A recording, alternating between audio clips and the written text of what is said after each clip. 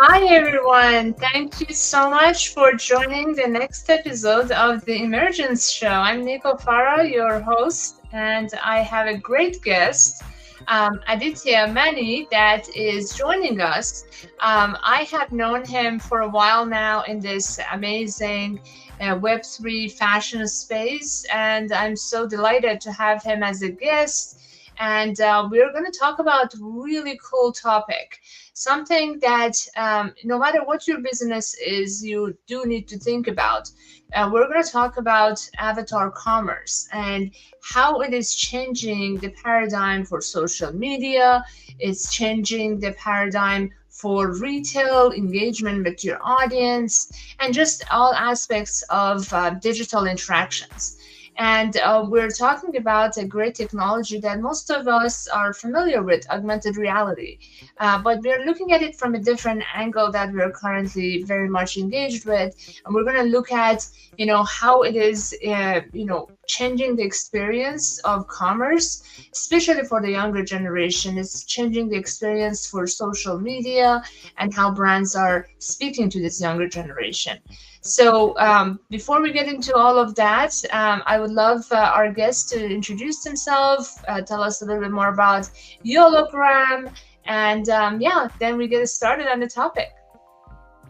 Yeah, thanks so much for having me, Nico. We go back right from the days when the fashion world started off. That was back, I think, 2 years back. But Yeah. it's always a pleasure to speak with you. And I always know I'm going to be challenged with the right kind of questions in a podcast like this. So looking forward to it. But just a little background about myself. I have about 25 years of work experience. After about 20 years of running a startup and successfully exiting a startup, I actually found something that was so exciting that made me want to jump back into being a founder, even though I had choices of being an advisor or joining another startup or taking up a leadership position in a startup. I found this whole space of augmented reality, virtual reality, and the whole idea of trying to experience things in 3D in an immersive way so compelling that I felt that it will be the next paradigm for content consumption as well as content creation. So I just felt that the best way I can be a part of something like this if I can help create it. So I jumped right back into becoming a founder again. This was back in 2020, and it's been a fun ride ever since. Amazing. And you're calling in from India, which is pretty late right there. So I appreciate you taking the time and even your audience that are joining us, from the other side of the world. So I'm so grateful that you all are here with us. I also want to mention that you guys, as audience, can engage with us through the comment section and we can see and respond to it. So feel free to use that. We're excited to hear your thoughts and perspectives as we go through this topic. Awesome. So let's get into it. Tell us more about this AR technology and, kind of how it is really shifting the paradigm for social media and commerce. Yeah, so I think AR is like this. So if VR is like this magic headset that takes you to a different world, AR is like this magic magnifying glass that you can just peek into and then just see a glimpse of it and put it away. And Mm-hmm. and the point of that really is about the immediacy. So you can be in your own. You can be in your everyday life, and it's not that obtrusive that you need to wear it and take it off. So AR gives you that flexibility, and you are going to eventually see a lot of our Samsung came out with the transparent TV. That was basically a play on AR, basically saying that you're going to have a screen somewhere in the middle, a little far away from the wall, and you're going to have these kind of projections coming up, and you will not be able to tell whether they're 3D or 2D because of the transparent screen. So it'll look like the person is walking behind the screen, but he's actually projected on the screen. The same thing is going to happen with our windshields as our cars are going to get more automated. We're going to spend more time looking at the windshield, and they're going to be these displays which are going to show stuff to us on our glasses and on our windshields. And that's what AR is about. So it gives you this 3D view. So like you have the concept of 6 degrees of freedom in a VR headset. You have 6 degrees of freedom on when you view things through your magic magnifying lens, which is the phone, and you can literally see an avatar of yourself, see how well a shirt fits you from the back shoulder. You can't do that with a single mirror unless you've got two mirrors and you have them positioned strategically. So that's the power of what the kind of degree of freedom AR can give you, and you get this all with the power of viewing it in your own space with your own lighting. So it makes the entire experience so much more personalized. So it's really a so generally when consumers do this the first time, they find it a magical experience, and it Mm. also can be a fun experience because everyone's camera feeds are different, so it gives a different perspective to how things are shared. Wow, that's amazing. Cool. Yeah. So, what are the use cases of something that's so magical? I can think of definitely entertainment. And can you share a little bit more about what use cases you have seen this technology would be helpful for? Yeah, so typically look at Snapchat. So Snapchat has been like on the forefront of AR, and Mhm. the easiest way for me to explain AR is it's all about your and you. So the front camera is about your face, and the back camera is about your space. So anytime you're doing a back camera AR, you're actually sharing your space with that experience in it. So it could be an avatar, it could be a product which is being shown in 3D, or it could be a gamified experience which is showing in your space. And the front camera, which is about your face, could either be about try on jewelry, it could be about try on makeup, it could be about all these funny faces you can make up, which are like these filters which are magical and fun at the same time. So these are the two essential elements of AR, unless we go down the glasses use case, which become a little different. But these are the very simple use cases where you can address close to 2 billion of the addressable population today on smartphones who are capable of AR devices and have 4G or better. And you can address them by creating something as simple as an Instagram or a Snapchat filter, or you could create a complete experience like an app or a web AR experience on the web, and you can host it. So there's a lot that you can do, and in terms of use cases, there's every industry which can come in. So from entertainment, you could have you could have a Mission Impossible trailer where Tom Cruise is walking on your laptop, and that would be a wow experience which you can just record and share with someone else. You could have the a newsreader read out the highlights on a pizza box to you.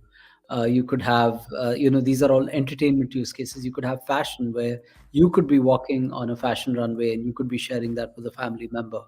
So, there are these endless use cases of how you can create these gamified 3D experiences with a mobile phone in mixed reality, and you can share them and you can make these far more entertaining and far more personalized because you're sharing them with either your personalized characters or you're sharing it in your space.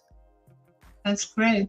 So basically, rather than the users just consuming the information, now they can be part of it. Now they can be either engaging with their own digital self or with their environments or assets that they have. So that's really cool. And it makes sense, I think, for brands to wanting to be part of this because now they can make that deeper connection with the user. Can you tell us more about that? Yeah, so I remember what you had once shared. I think it was in New York. You'd gone for I want to get the brand right. Was it Dior or was it Burberry? It was like a big brand, and For the coach that I went to yeah, their sorry. I coach. apologize to the Coach No, no, brand no. manager. But it was a Coach brand activation, and I remember you were Yes. with the handbags, and so all you were doing was having fun, sharing fun stuff with your friends, right? But Yes. I, very clearly remember that it was a in-store activation. At the same time, it was a mobile activation, and you were Mm-hmm. a part of the story. And if you had just shared a experience of a model doing it, it wouldn't have been as personalized as it would have been as it was, you doing it with that handbag showing up on your body, or maybe a kind of an experience. So think about, say you have a mascot and the mascot appears from behind, or you have some kind of a digital experience come up on your body. So these are the kind of things that make it super personalized, and there are a whole lot of these experiences that Instagram has done and Snapchat has done, and a lot of new social media, vernacular social media. Like in India, we have about 30 languages, and there's this whole concept of vernacular social media where the local language social media is coming up because they have a connect with all those languages because they support those scripts. They're trying to come up with with AR as a differentiating factor to try to differentiate themselves from what, say, a Meta can do, or a Instagram or a Snapchat can do for the same audience. Interesting.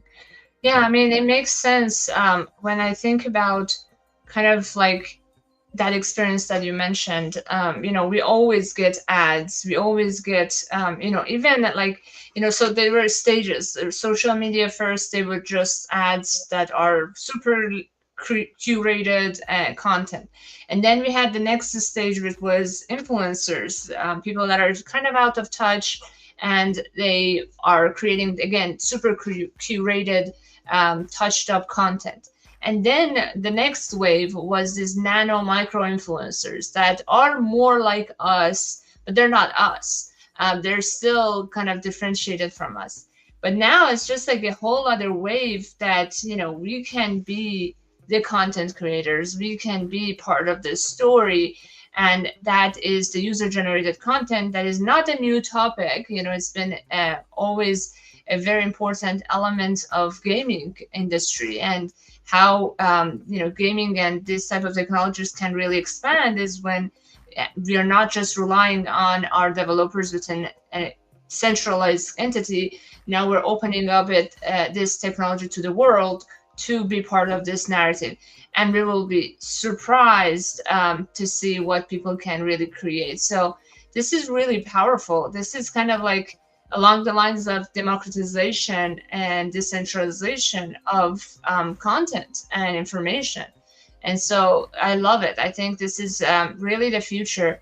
So tell us a little bit more about the younger generation. So is there a difference between how the younger generation, the Gen Z Alpha, are consuming information or interacting with the information on social media or commerce versus, us millennials or older generations? Yeah, so I think it's timing very well. So what's happened is there's a shift in power, right? So there was a shift. So earlier you had the brand saying, we think we are the best. So think about it like a pre World War ad. It would, the brand would say, we feel we're the best. Then they moved, like you mentioned, they moved on to these celebrities who were these actors and very super curated. And they said that, hey, you guys trust this person. So he says this is the best, so it must be the best. And then it became this it was this bunch of influencers who we trusted because we thought they're content creators, and they spoke from a genuine place. But Gen Z and Gen Alpha questions that as well. They're like, how can they be content creators and how can they be genuine content creators if they're doing this for a living? If they're doing it for a living and they're content creators for a vitamin, they need to not just sell one vitamin, they need to sell one every few weeks because that's how they're going to pay their bills. So Gen Z and Gen Alpha really questions that and says that, if it's coming out of a creator or if it's coming out of an influencer, we want to give it one more look. And that's where, they truly trust that, even though it now comes out from Nico's login and it's Nico doing it with either her VTubing avatar or she's doing it in person inside the coach showroom. I trust that because I trust Nico. So that power has also coincided with the shift in power that's happened with going from these professional influencers to consumers who are basically creating the space for virtual influencers of the future. That's amazing. I think, yeah, the concept of social capital is what we're kind of touching here. That the social capital that each of us has created among our friends and family, our extended network, that is very valuable. That brands haven't been able to easily capitalize on, and now we're giving the tools to brands and to users to be able to um, kind of engage in a different way. And if they can incentivize, like they were incentivizing these high paying influencers, if they can incentivize everyday users, then the brand is definitely going to go viral. It's just it's also along the lines of, again, democratization. A lot of people are complaining how our data is being consumed by social media and we're not getting anything off of it, which is not 100% true because the platform is free. But if we get to actually provide them some value with this type of engagement that they're making, then whatever that is, it could be just a reward or points within that platform, or free products or discounts from the brand.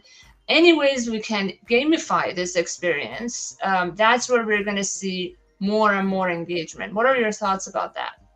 Yeah, absolutely. So we've played around with the space a little bit. We realized that Web3 is the technology that can truly enable this, and we've realized that Web3 comes with its own sets of complications. So one, Web3 is an island, so it's tough to grow an island because it's each island doesn't connect to each other. So you've got the whole EVM, the islands of people who are within the EVM network. So that just kind of stays within itself.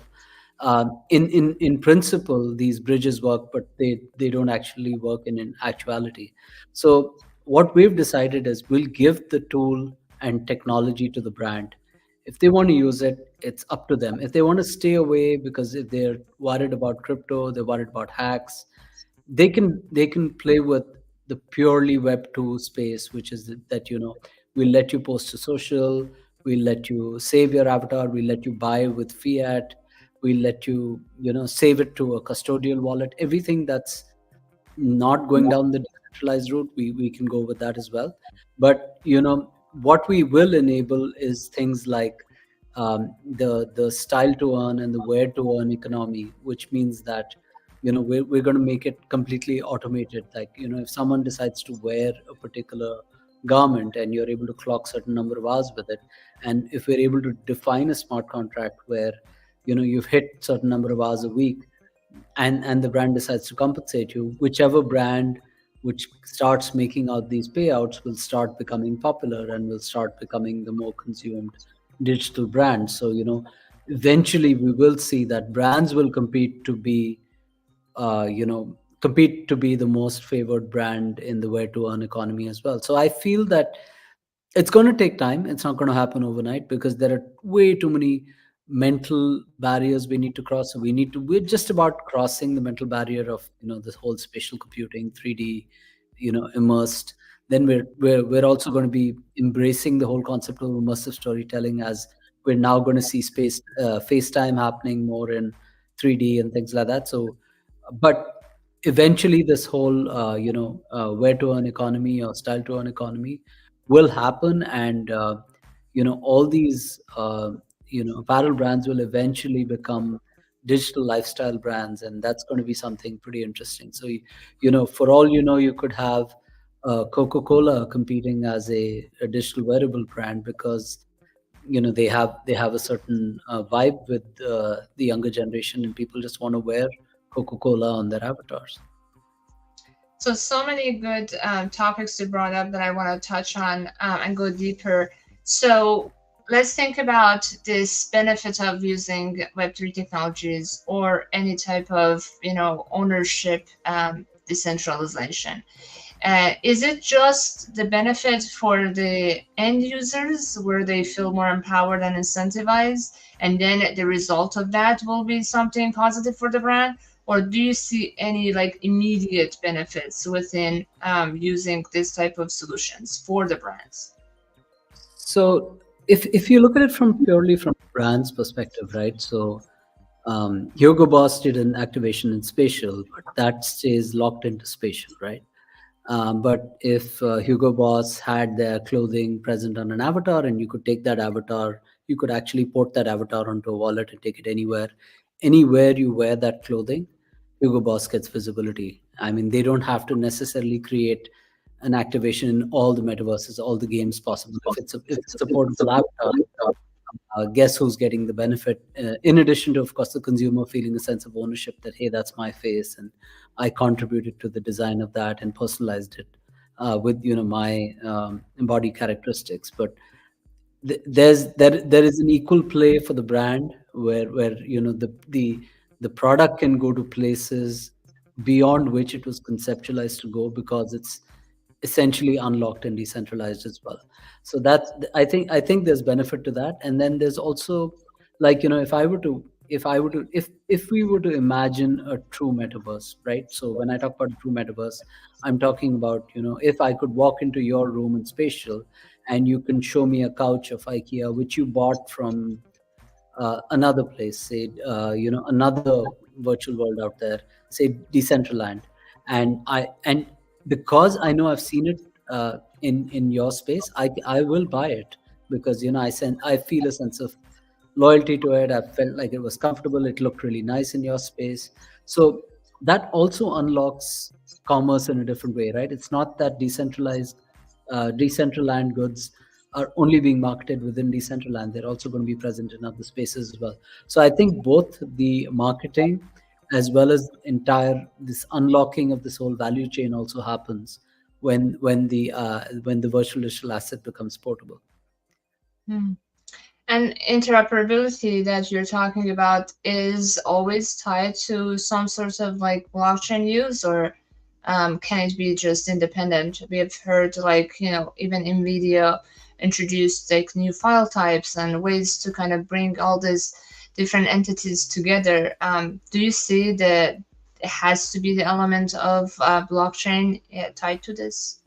Yeah, so blockchain just makes it easy to not make it non-fungible. So what that means is that, if I say that this couch is different from that couch and there's a rarity to it, or so the blockchain just helps bring in a lot of economics into it.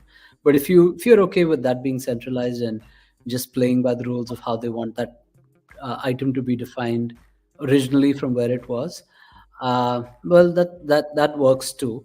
Blockchain also is an abstracted layer, right? So blockchain also is different. So if think about a game which is hosted in AWS or GCP, any of the cloud services out there, it's probably tough for to work outside that ecosystem to make a data call. But blockchain is abstracted out of that, so you could technically make you could technically ask the user to connect their wallet to blockchain and bring that asset in. So that's one interesting use case where blockchain can act as a kind of a via media, so that you're not locked into the ecosystem. And the other use of blockchain is it brings in all these sense of economics where there could be a peer-to-peer reselling. There could be all these, it's not that if a game is switched off, you've lost all the assets, because in case that game had really cool gear or had really cool props that you wanted to keep for yourself, you can continue to have them in your wallet even if that game was retired or closed. So there are some positive aspects of blockchain, but I don't believe that it all has to be on the blockchain. It could be centralized as well. Yeah, and it goes back to like whether those gaming companies are open to accepting something like this in those scenarios and all that. So there's a lot of nuanced topics around this. But yeah, I think the message for our brands listening is that you don't really have to go all in. If you're not ready, it's okay. You can take small steps and kind of slowly get there. We have a comment from Catherine. She's mentioning that I know in Reach, we did with the consumers and a customer being digitized, and an avatar, they get creeped out by their own face. In a game it may be okay, but fashion consumers are creeped out by it. But one also raises question of privacy beyond purchase. Very American, the metaverse, will roll out many other things, but non-fungible isn't something great for long term arts. The artist may becomes unimportant based on the currency. Blockchain is good for price. Well, so many topics you touched on, Catherine. I just briefly talk about the avatar parts because I think it's very important. It's very relevant to what we're talking about. This idea of avatars that we're talking about, it's a very broad spectrum. So at this point, there is no like one type of avatar that you can pick. We may generally think of something that is too realistic, and there are solutions that scan your face or scan your body, and they try to recreate you. The challenge, I've tried so many of them because of the type of work we do, but the challenge is that yes, they are not that great to make it look exactly like you. Say, so they may kind of look like you, but maybe look scarier than you. So I think this all go back to the technologists and the brands behind the decision making of what type of these avatar solutions to even make accessible to the audience that they have. You have to be very mindful of that because there is a spectrum of very cartoonish type of avatars, which are some fun and kind of like Disney-like type of anime or any type of avatar that are more fun, and as you said, like for gaming and stuff are good, and for maybe younger generation will work. But you really need to, like anything else you do with UX UI, for your website, for your brand, for your messaging, you really need to understand who your audience is. If your audience is generation boomer, you probably don't want to do those type of like cartoonish ones. And if you're going for realistic, there are options that are kind of finding the right balance between kind of looking still pleasant and nice, but kind of looking like you. So the challenge is kind of like you can't really get to that 100% yet. The technology is still a work in progress, and we're working day and night to get there, but we're not there like a lot of other aspects of technology. So that is where you need to communicate with your audience and with your team to, and the brand partners that you have, that this is a work in progress. They need to be patient with it, and it's okay to kind of like have fun and not 100% look like yourself everywhere you go. So these are all kind of like the messaging and communication that we need to layer on top of the technology to make it understandable and usable for our audience. What are you thinking, Aditya, about this topic? No, it's exactly that. So basically, what happens is that whether you take a photograph or you do a scan of your face, it's a still image that you're capturing, right? But you can't just have a still image. You need to have an interactable image. So from I'm going to go a little technical here, but when you look at these metahuman characters, or you look at any of these characters which are built for VFX or built for the movie pipeline, they have like hundreds of blend shapes on the face. So blend shapes are basically, in 3D, when you cause a 3D mesh to morph, it changes not just that area, it changes the area around it as well. So in order for any kind of AI to map what is it that your mouth is, what is it that your nose is, how exactly would your cheeks move when you smile, that's the part which creeps people out, because when it smiles, it kind of looks like it's not really a human smiling. So these are the parts that we need to be a little forgiving about, because this is where what we've seen about AI is it keeps improving, right? So whether it's human reinforced or whether it's self-learning, self-supervised learning, you are going to get better versions of the avatars. And even if you look at the Vision Pro avatars today, they've got that little blurriness to them, because if they try to show too much accuracy, you're again going to creep people out, or you're going to throw people off saying, hey, I don't look like that. Like, I know, for example, that every avatar system I've used, because I've had a bad history of acne, my skin looks very blotchy, because it doesn't know whether I've got red skin or whether I've got brown skin. So it kind of mixes it up when it makes my avatar. But I realize that's how the tech is, because it's making certain assumptions based on how it's capturing my data. So To those users, I would say that, hey, it's only a visual representation of you. You still have your camera feed if you just want to do a regular FaceTime call. But think about the consumers who are camera shy, who would like to speak with the light switched off in their room, who can just talk with the lip sync on, who could technically talk with a text response while you're walking in a metro and an avatar is mouthing the words out. Those are the use cases you need to start thinking about. Auto replies with auto reply by a chatbot, but spoken out by an avatar. So when you start looking at the pros versus the cons, there's so much you can do with your auto response kind of answering machine, um, which could be embodied as an avatar. Because if you just have it as a text box, it's kind of boring to keep seeing text-based chat coming back to you from a chatbot. But when it's embodied with a voice, when it's embodied with some kind of a visual response, it just makes it more engaging. So just I know there's the IEEE standards that Catherine is speaking about, and there's also the MPEG avatars, which are also called the codec avatars, which are coming out as well. And I do believe that they do will kind of show us the way in which how we need to look at things. Right now, we're working with the current standard, which is VRM avatar. Even though they're not really a standard, it's the avatar that VR chat uses, because VR chat is by design a centralized kind of autonomous institution which has come up because people create their avatars in whichever studio they want, whether it's Vroid or whichever you know tool they want to use, and they need to use VR chat to communicate. So VRM has tended to become like a kind of a de facto standard for avatars today.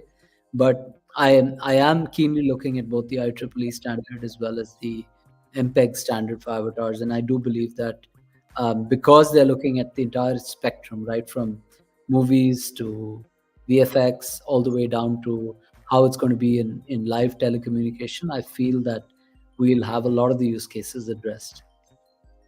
Yeah, and I think to the points that Catherine is making, I think again it goes back to your audience. If your audience is concerned about privacy, they're most likely not younger generation, because the younger generation are more focused on they're having fun. So if your audience is too concerned about privacy, this might not be necessarily the right solution for tackling it with them, or scanning their face and all this type of things are things that and kind of a boomer or Gen X audience will be hesitant to do it. So that's where you use AR technology in other ways, like we initially talked about. It could be about incorporating it within your life, within your work or home, and kind of like other use cases, or just completely changing the story and making it a fictional story, and making it something that is not too real. In other than So you're saying the younger generation were the surveyed population. Okay, so again, what use cases we're looking at? There are so many nuances into all of this that we have to talk about. But yes, we do agree with you that the technology is not there yet. I mean, I'm personally testing it every day, all the possible avatars that exist, and trying to figure out what works for these immersive experiences that we're building. And it is a challenge. And so we're with you in that. But while we're working on improving the tech, we shouldn't stop using it. So how we can use storytelling and communication to bring people with us in this journey and in this transformation of commerce and social media. So that's kind of like what we are hoping for. And so let's talk about fashion that you talked about. It seems like fashion is a big part of this kind of avatar commerce element. Is it because that people can carry it with them to different locations? Like, why fashion is such a big element? And you mentioned the Coca-Cola example. Why not like other type of assets that can be capitalized in this technology and market? Yeah, I think the virtual digital asset market is going to be equally about having a virtual home, having a virtual office, all of that. I think will happen is you will have an avatar closet and you will choose very similar to what Mark Zuckerberg showed us in that in that video where he wanted to show us a glimpse of what the metaverse would be like. He not only spoke about the different kinds of avatars, where he said that you would have a fantasy avatar, you'd have a realistic avatar, you'd have a cartoonish avatar. He also spoke about having a avatar wardrobe where you'd want to dress up differently if you were going to meet your friends and it was a Halloween uh, party, and if you were meeting wearing something formal and going out to say going for a interview. So if Accenture were to call you into their meta space and call you in for an interview, you'd probably wear something a little more responsible than what you'd wear for a Halloween meetup in spatial with friends. So the point I'm trying to make is that everything that goes with the avatar, it's very tough for someone to say, hey, I'm just going to have a base case avatar with no clothes on, just going to have it like with a vest and probably like a pair of shorts and then choose it every single time. You are going to have these saved states available, and you will eventually pay to dress them up a certain way because you believe that your choices shape your image and the way people perceive you, and you also believe that in some way that how you also want to look at the aspirational part of it. So you if you probably want to associate with a Gucci or a luxury brand that says something about where your tastes are and where you want to be. So I think these are important choices that people are going to be making, and people will want this saved and not making it right then and there just before a meeting. So in order to have this saved, in order for it to be either saved as a VRM avatar or IEEE avatar or an MPEG avatar, you'd want to pay something to make sure that it's available at moment's notice, it's genuine, it won't break on you, and it's something that technically could become bragging rights tomorrow. Oh, so you're basically saying that the identity expression is what fashion is all about, and this is why it's so important, especially in these new realms and new immersive experiences that we're creating. And it's an opportunity for any type of brand to capitalize on. So that's great. I want to kind of touch on one thing that I'm realizing from what Catherine is talking about is the difference between the type of market and demand that we're seeing across the different areas of the world. And so I think it's an interesting topic because I'm here in the US and I'm mostly focused on the US and European market. And you are in India. So tell us how this market is different, if any. Is the younger generation similar to the younger generation here in America, or is it any different in any ways? Yeah, so it's very interesting, and we're still trying to figure it out. But we do realize that just like the younger you are, the more daring you are in taking a bet. So I feel that the parents who wouldn't spend $10, the kids are pretty ready to spend 10 cents multiple times over, which will exceed $10.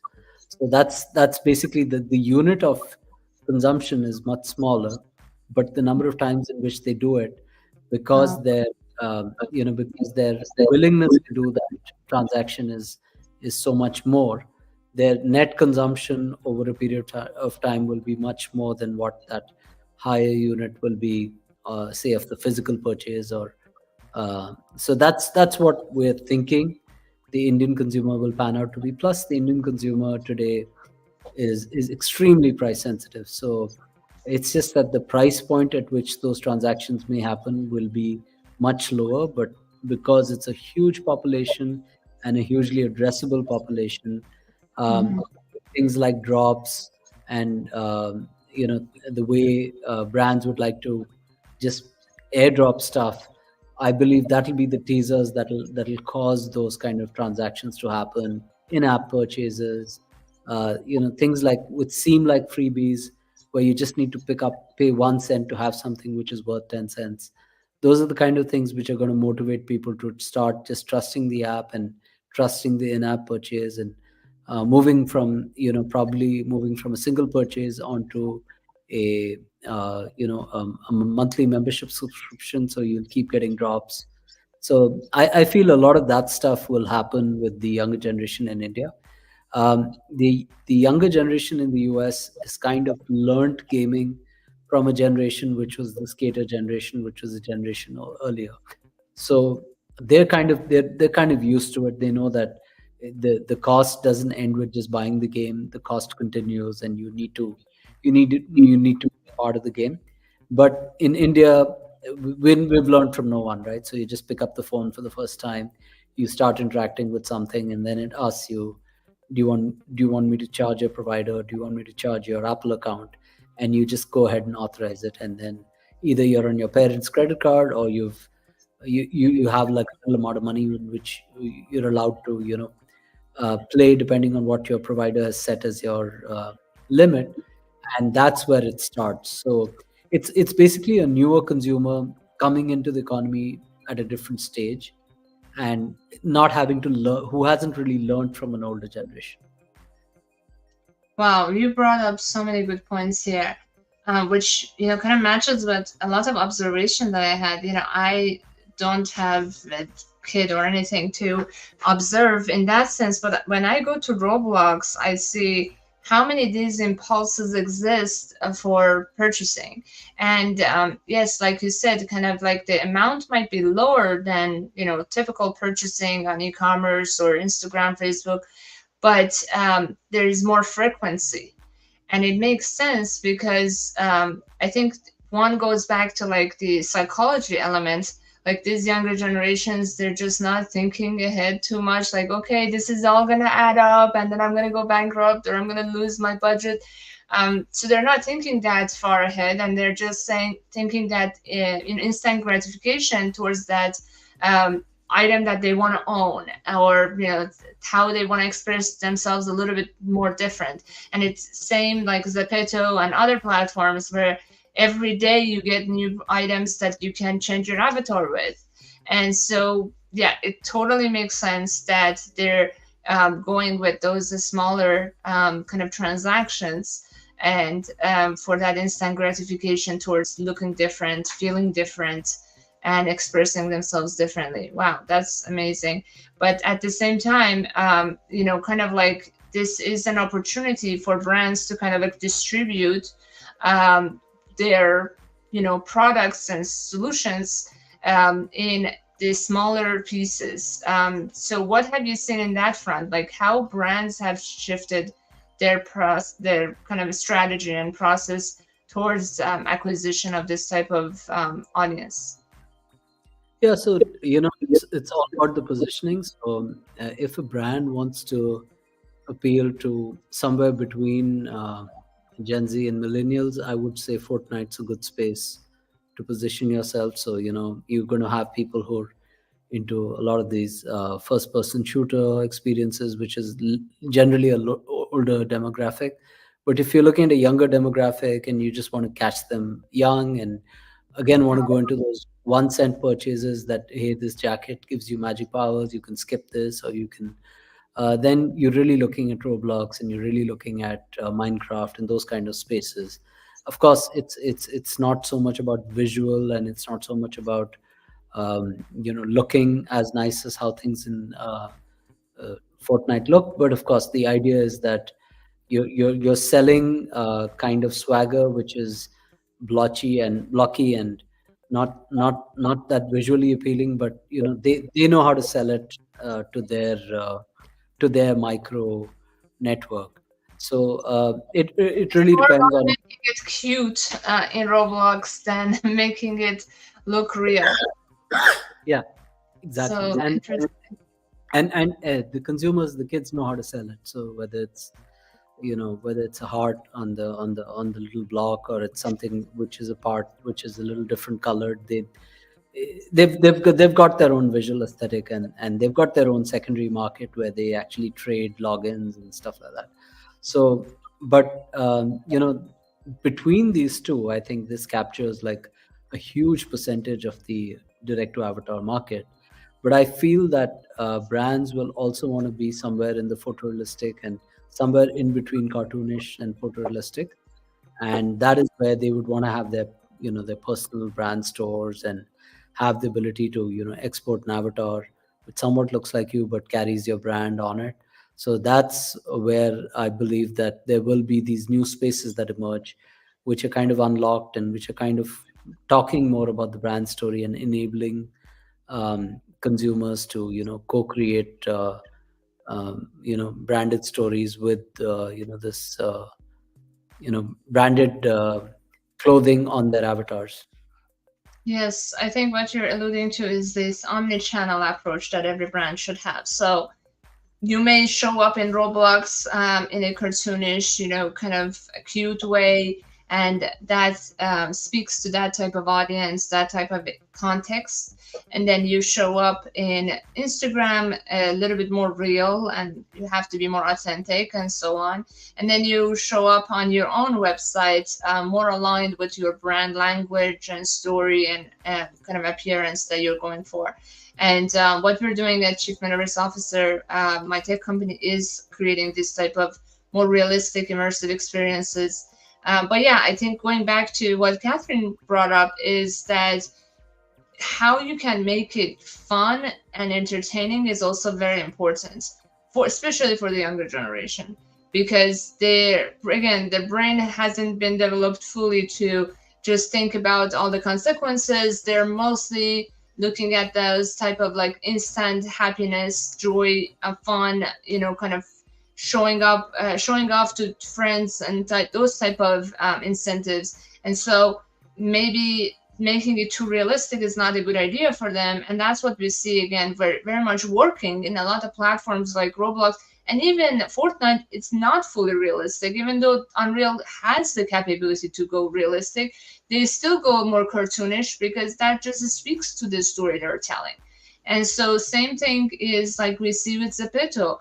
I personally love those characters, and they are not ever gonna look like me, but they're fun, they're cute, they're just something. We all are gonna have different expressions of ourselves, and we're not always like the example you mentioned, Aditya, is like you go to an interview, you dress up differently, you show up differently, you're at home, you're showing up differently, in a discussion, you're showing up differently. So we're going to have multiple expressions, multiple avatars, and digital selves. So, and each platform is going to capitalize differently on any of this type of presence. Do you agree? Yeah, so I totally agree, and I feel that it's going to be a blend, like you said, of or you're going to have an H&M beanie available on all of these platforms because they're H&M, and they'd want to be present on all of the platforms, Yeah. and they're going to look different.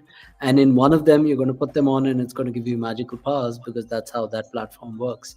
So that's exactly the nature of how it's going to be, and brands would want to be present for different reasons on different platforms, and in some cases they'd want to be present on all the platforms. Yeah. Yeah, I mean, we're already seeing that with social media. We're already seeing that with e-commerce. You could be selling on Amazon and selling on, Walmart and on your website. So it's not necessarily going to be much or, it's more ands that we're going for. And yes, it may not be like thousands of platforms, but there's going to be the top 10 or even top 100. So it's about important for brands and tech companies to kind of stay on the trend of where the user interests are and how they're changing their kind of mindset and perspective. And so these are all really cool information. Thank you, Aditya, for sharing that. What are your advice or suggestions for brands and creators based on everything we talked about? How do you think they can kind of start taking steps and be evolving with this trend? Yeah, so for creators, I would always say be authentic, and that's one power of what start thinking about creating your presence as an avatar. Start thinking about having your presence as a virtual version of yourself, because just like how a lot of us have worked on on our digital presence, whether it's improving our image on social media, you will eventually need to catch up on how your avatar history looks. So you want to start thinking about that, and think about the different versions of the avatars that you're going to have. And for the brands, I would say try to be as fluid as possible, because the different creators and consumers will want to twist and turn it in different ways. Try not to be too rigid. So someone may want to use the avatar for VTubing, someone may want to use the avatar for gaming, someone may want to use it for walking around in a metaverse. So the more flexible you are, uh, or the more flexible platform you're on, that would again, let the consumer choose the way they'd want to express themselves using this avatar. And also, what for brands, I can say that you know being on a digital first or a 3D first platform also allows inclusivity, because you can show the same clothing on multiple skin tones, you can show it on multiple body sizes. All of that is one click adjustment, which Gen Z tunes into immediately. So if there's a certain skin tone I kind of look for, and then suddenly the catalog starts to look totally like that, it's just more appealing to me. Or if there's a certain body type I'm looking at, and the entire catalog evolves, or the entire the display of the lookbook, everything changes dynamically. That's the power that 3D can do, which 2D photography will just be too difficult to have that adapt in real time. So I think for both creators and brands, it's an exciting time. There's a lot evolving right now, and I think it's important to have your eyes on the market, especially the speed at which AI is evolving. We really do. It's very tough to predict how 2025 is going to look. Yes, exactly. And we when we talk about creators, we may often think about those influencers, like people that are not us. But we are all creators, whether we believe in it or not. We all have a saying, like even when you're commenting in a platform, or even you're posting a short video or something here and there, you're still a creator. You still have the power, and this power is going to be extended the easier these tools are, the more user friendly they're getting. And so, similar to many of us now having social profiles on most platforms, we're going to have different avatars and different representation on different platforms. Some might be the existing platforms, some might be future platforms that we haven't heard of. It might be YOLOgram, it might be other ones. And so, it is about kind of like understanding, okay, what is your niche? What is your kind of like authenticity that you mentioned? Is about, okay, what's unique about me? What's unique about my messaging and my storytelling that I can now use these tools to elevate it, to scale it, and reach a broader audience for whatever I'm passionate about. It could be for monetization, it could be for just self-expression. So there's a huge opportunity that I want to kind of double click on, that just as a person you can have. And then now you think about your business.